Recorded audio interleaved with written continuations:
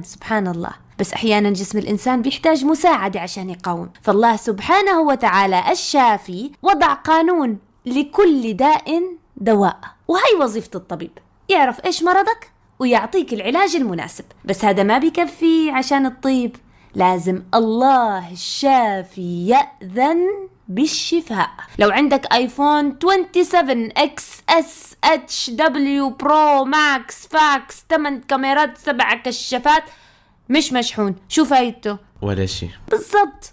لو الله ما سمح للدواء انه يشتغل ما حتستفيد منه، بدليل شوف الناس اللي بتكون خلاص قربت تموت الدواء ما بيشتغل بجسمهم، شو ما عمل الطبيب عمليات ما بتنجح. الله جعل شفاء أمراض الجسد في 3 أسباب: الغذاء السليم والدواء والرقية الشرعية. تحط إيدك على وجعك، تقرأ الفاتحة، تحكي أعوذ بالله وقدرته